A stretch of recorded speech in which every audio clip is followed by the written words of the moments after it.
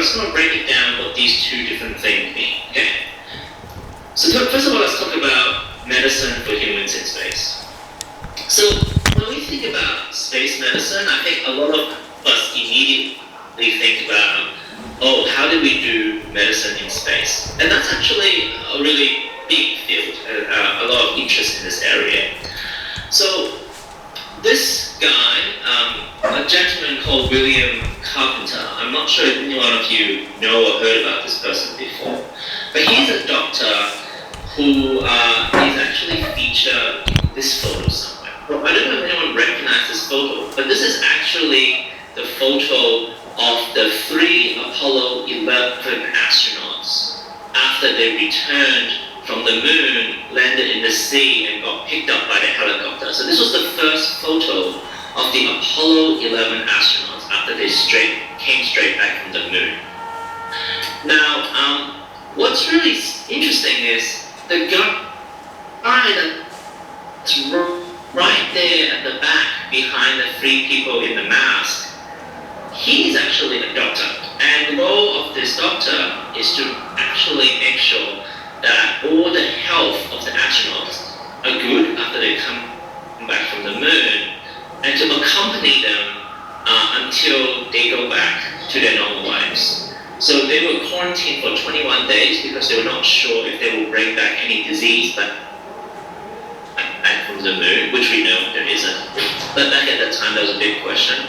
And basically, they quarantined with them and looked after each astronauts' health before, during, and after that trip. And that's how important it is to have doctors who do medicine for the people who go to space. And that's a lot what space medicine means initially. And just a little bit of history about aerospace medicine. And this is actually a very large field in being a doctor and doing medicine. And it started all the way in 1918 when people first started flying. And this was with the United States Army, and they had pilots who flew for the Army. And they wanted doctors to look after those pilots, and they gave the term flight surgeon. And then a group of them came together and formed an organization called the Aerospace Medical Association in 1929. And in 1955, it was officially recognized as a space for the long term. So as we go further and further from low Earth orbit into hopefully moon and beyond, humans are hopefully going to be part of that exploration. And how do we ensure that astronauts who go to those places would be healthy and be able to do what we wanted to do for the mission? And so that's what really the whole human research roadmap at NASA really means. So they talk about doing human space exploration, but there's a lot of risks along the way in space that's inherent in space exploration. And a bulk of the medicine research at NASA that's being carried out is about how do you reduce those risks? How do you ensure those astronauts who does the exploration are healthy? And there's a lot of risks, and let's talk a little bit about those. So these are the kind of the 5 huge big topics of risk, of challenges to human health in space that a lot of space agencies and medical doctors and other researchers are looking into. So one is radiation. Obviously, a lot of you know that there's a lot of radiation in space. Past the Van Allen belt, so going to the moon, that radiation risk increased dramatically because you're away from the magnetic field of Earth that protect us from some of the most harmful radiation. So like the cosmic radiation, background radiation. And that's actually one of the biggest questions for human health, because we don't know how bad that radiation is, how likely it is to cause cancer, and we actually don't have a very effective means of protecting the spacecraft from those radiation, especially the galactic cosmic radiation, which are very high energy and no shielding really provides any protection against them. So that's one of the big topics is radiation on humans. There's also a lot about isolation and psychological strife. Imagine being stuck in a space capsule for 3 years with only like the 3 sane people or 5 sane people in a very tiny little space. How do you actually get along with each other? How do you stay at the top of your game, working with each other in a team? And that's actually the focus of a lot of research when we do analog space missions on Earth, when we kind of shut people away for 2 weeks, a couple of months, a year, is to look at that team dynamics. How do we psychologically function as a team when you're isolated from the rest of the world? And those stresses are really significant. Third thing that is a big issue is the distance from Earth. So you're really away from any help. So you need to bring everything that you need with you, including all the medical care, all the drugs, all the pharmacy stuff that you need. On top of that, you're also away from help. So right now, if there's an accident in space, like a fire or someone hurt themselves, they get evacuated within a couple of hours back on Earth. But once you're at the moon or you're past that, you're talking about days, if not months or a year. So how do you deliver medical care where there's no other support? You're pretty much alone. And that's a really big question. Fourth thing that a lot of people do know about is gravity. A lot of the body changes because there is no gravity. So the heart cardiovascular changes, the changes in all the fluids, the bone loss, the muscle loss, all of those. There's actually a lot of really good research about microgravity, and that's all been done on the ISS over the last 20 years or so. So that's actually a huge challenge, but we actually know a lot about it. And finally, the closed environment. You're living in a very small ecosystem. Are you going to develop very resistant bugs on your body? Astronauts on the ISS are known to actually get really bad skin rashes because we're not able to clean properly, and there's some super bugs on the space station. So how do you treat that? So those are some of like the 5 big challenges to human health in space that actually need to be tackled if we ever want to move beyond Moon and Mars. And so that's really one of the big issues that we're talking about in terms of space medicine is how do you provide medical care? How do you make sure humans stay healthy in space? Now the second part of this is space with humans, which I think is also very, very, very relevant to today because there's a lot of tangible stuff that happens. And what do I mean by space with humans is how do you use space, the unique properties of space, of microgravity, of like the satellites, how do you use that to improve human health and human medicine on Earth? So one of the ways that we love to talk about is in-space manufacturing because of like made in space and how 3D printing is really changing and creating a space economy. And that's actually quite the same for medicine. Again, what's unique about space is one of the key things is microgravity. You can't generate microgravity on Earth. And so we already kind of know that when you manufacture something in space, the different physical properties give you unique results. For example, the Z-band lamp optical fiber is probably one of the first things that we ever made in space that cannot be made on Earth.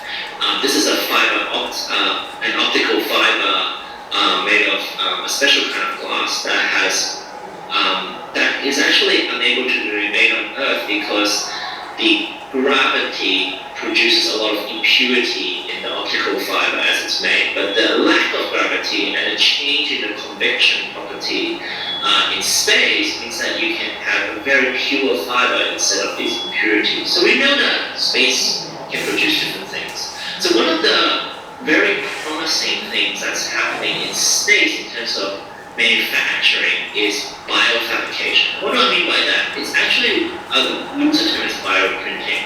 But it's basically 3D printing biological tissues in space that can't be done on Earth. And what we really can hopefully do in the future, in 10, 20 years, is instead of having to do organ transplant, which is very expensive, very difficult to do, and very limited because there's not enough organs available. So if you're really, really sick and you need to have a new heart, or new lungs, or new liver, sometimes you can get a transplant to extend, how well you are and the life further. But with bioprinting in space, they're hopefully able to actually print organ in space that you can actually get your heart replaced, and it will be your own tissue. And this is not able to be done on Earth because the gravity basically disrupts the structure of the tissue, the heart tissue as it's being printed. So without the gravity, we'll define that they're actually able to print tissue in space. So that's really promising. Another thing that's really promising that space can be used for medicine is telemedicine. So this is something that you may have some familiarity with, is that you want to access healthcare, but resources to healthcare is always limited. Sometimes you need a very specialized doctor. Sometimes there is no healthcare resources around where you work, where you live, simply because it's just not well developed enough.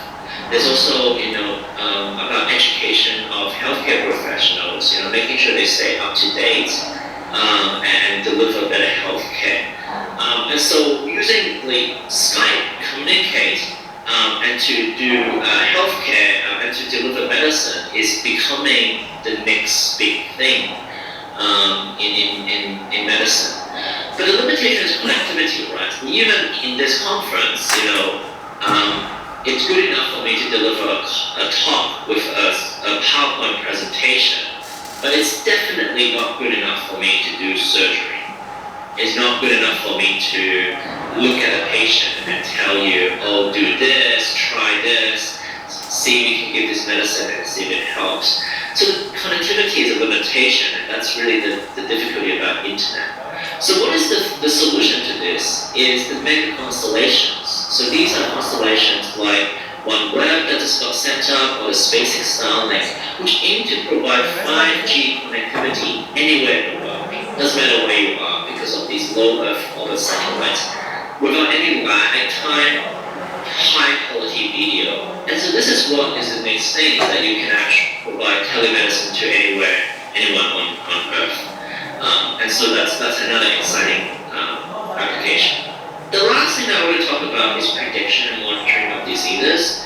So remote sensing, so looking at satellite pictures, can be really used to predict disease outbreaks. So this is an example of looking at sediment load and sea surface temperature to look at the risk of cholera. So they can actually say, oh, this area has an increased risk of cholera, stay away from the water, etc. And so what's the newest thing about this is that in the past, you can only get images of the Earth once every year, maybe longer. But Planet Labs, which is one of the new startup companies, is looking to image Earth once every day, once every 24 hours. And hereby creating images of Earth that is updated daily. And that's amazing, because with those visual images, you can actually make decisions or tell people things based on day-to-day changes on Earth. And right now it's visual images, but down the line when we can actually collect data on temperature and other data points, we're able to make more predictions about disease outbreaks and how to tell people to be careful, or to wear some protective clothing, or take a particular medicine, if there's a high risk of a certain disease. And also this is the same that we can use for disaster management. So when a disaster strikes, you can see geographically what bridge is broken, which road is still accessible to actually deliver disaster care to the areas that is needed the most, because we get up-to-date images of the Earth. So that's another place where space technology can be used to provide better health on Earth. So I hope I talked to you a little bit about how medicine can be used for both in space, but also how medicine from space can be used on Earth. And as you know, I'm from SGAC, and a lot of people are interested about this topic, not just doctors like myself, but also engineers and scientists and researchers and educators. Because it is a field that is multidisciplinary and includes a lot of people. So we at SGAC have created the Space Medicine and Life Sciences Project Group so that people who are interested in this thing can talk about it together. It is a global interdisciplinary platform where we can collaborate and talk about these issues and basically work towards solutions that can address healthcare on Earth, but also solutions on how to provide better medicine in space. So that's what I want to present today. Any questions? Yeah, thank you very much, Anthony. We really appreciate your presentation. It's really even educational for someone that is like me, that has been already had some knowledge about space. So what I will do is I will double check if they have any questions. I'll ask the person in Somali, even though their English is pretty good, so I will ask them in Somali just to make sure. And also, if they have any questions, I will let them ask their questions. So, just gonna ask سؤال ما هيسين أدرسنا ويدرسين كيف هيصير إنك سواء كستا أو تخصص كمستخدمة لها ويدي.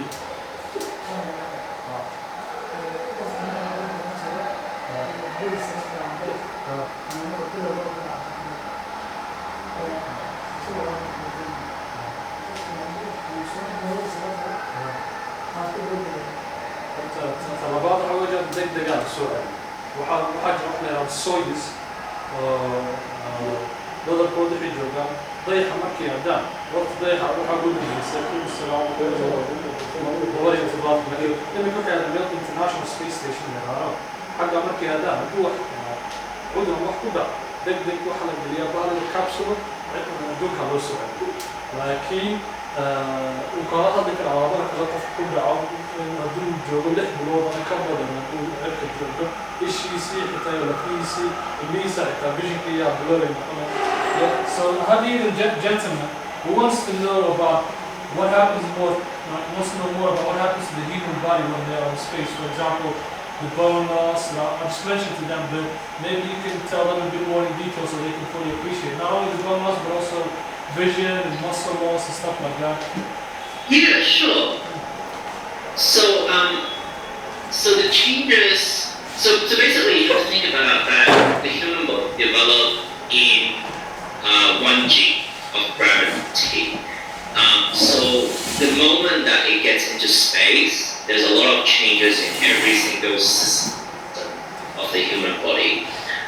So if you want to talk about it systematically, so let's start with like the lower limb. So there's bone and muscle. So because in space you no longer actually use your legs to walk,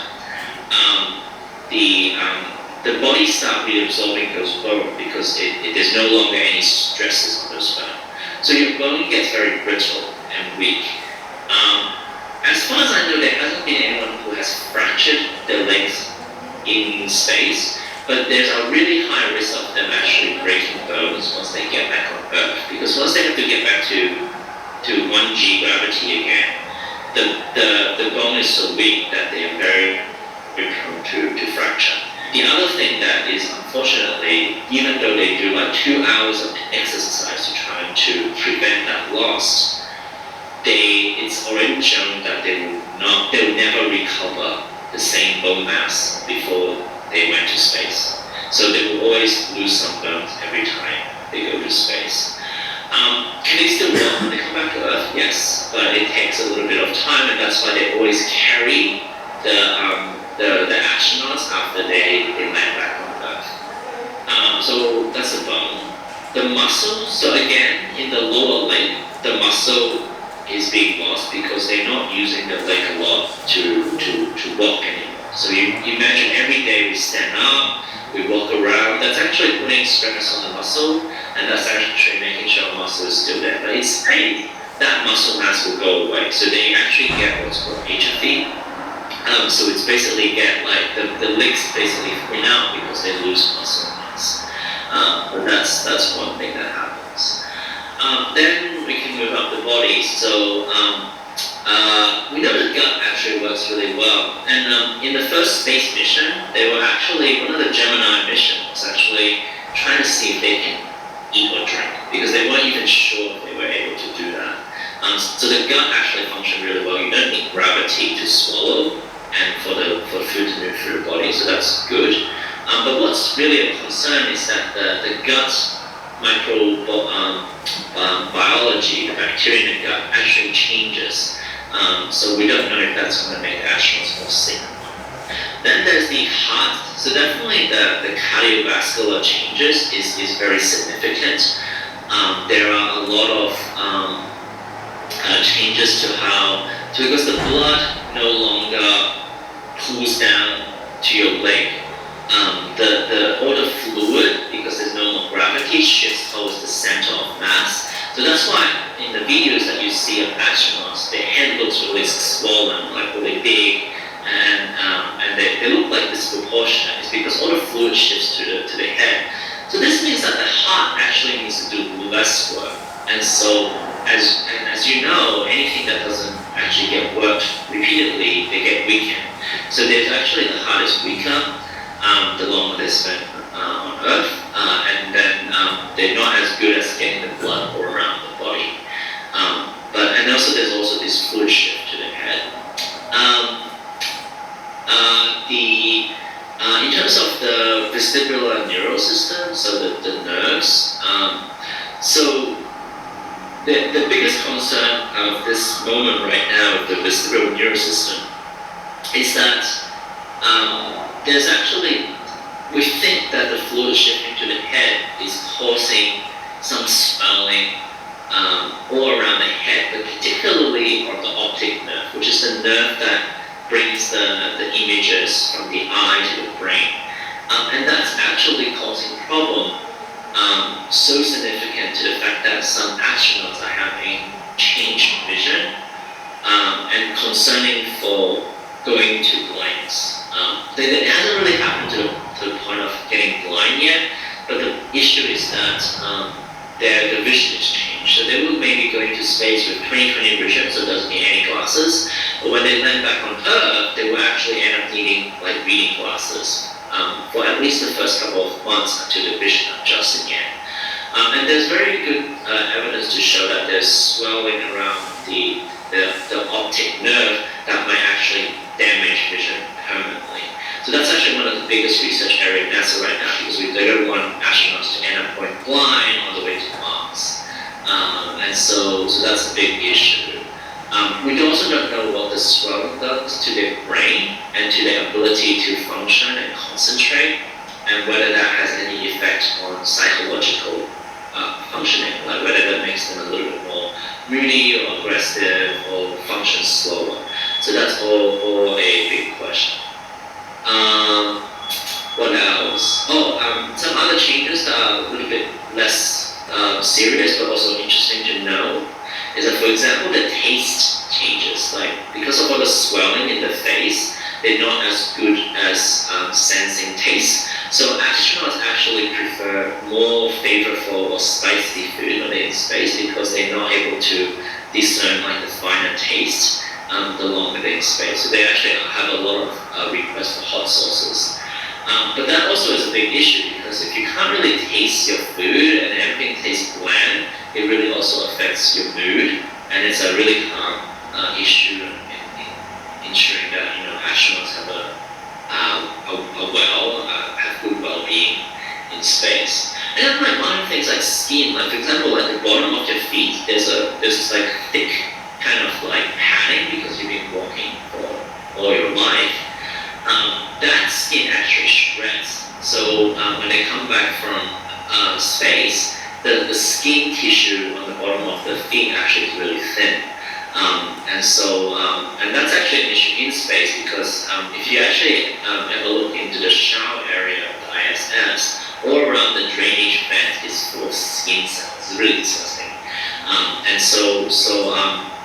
So we know that the skin changes as well. in space. Because they're not able to clean themselves well, a lot of astronauts get a lot of rashes in space. We're not sure if they're like infections. Some of them are turning into infection and they need antibiotics, but they get really bad skin rashes because they can't keep themselves hygienic, because you can only wet wipe yourself while you're going in space. So that's also another issue of like keeping them healthy, the skin healthy. Because if you imagine you have a skin rash which is very itchy or painful, that really affects how well you're able to work.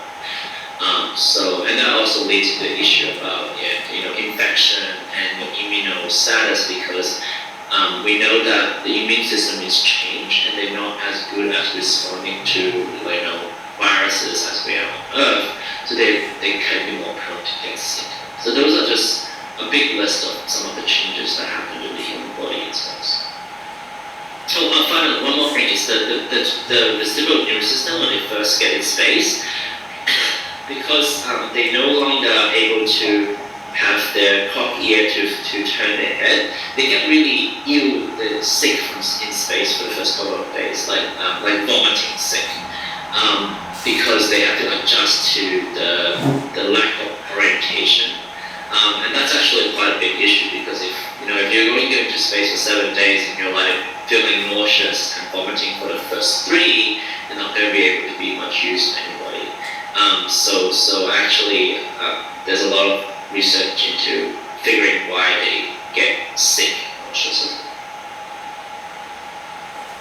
Thank you very much, Anthony. That was a very extensive explanation that I even learned a lot from myself. So we really appreciate every moment you've given us of your valuable time. I don't even think there's another question, but I'll double check because you literally actually explained everything. So الكلمة هي سنتان سيسرا.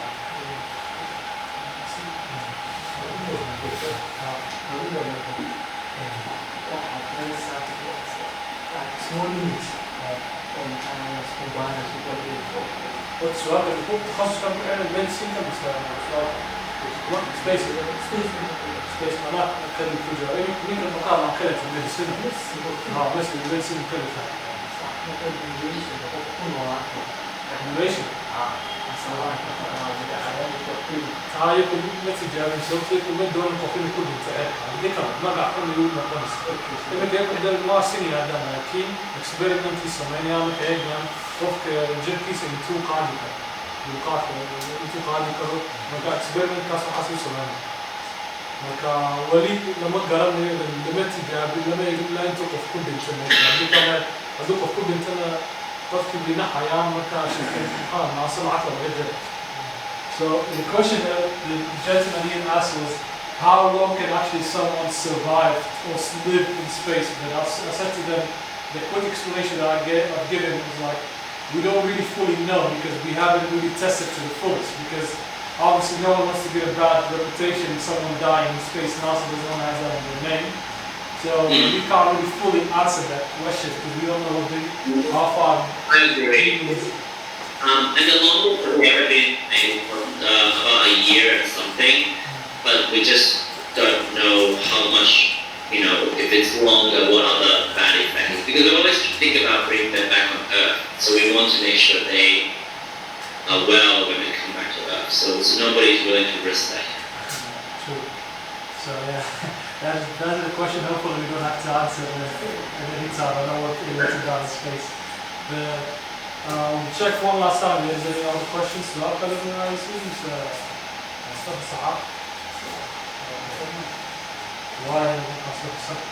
Anthony, I want to thank you very much. You really inspired a lot of the youth here. So I wish I could share the faces, the fascination, the way they were looking at the presentation, because it's really blowing their mind, because it's like out of this world for them, and they learned so much. So we really appreciate everything for that. So thank you very much. I'm going to show you all, sorry, because my camera is only have a front-facing camera. So we have a few people that had to go back to class. So this is the amount of people we have so far at the moment. So that's really great. Well, thank you so much for inviting me. I was really excited to talk about this. So I wish you guys we would love to help you with it. Thank you very much. We appreciate it. Have a lovely day, sir. To see you. Bye. Uh,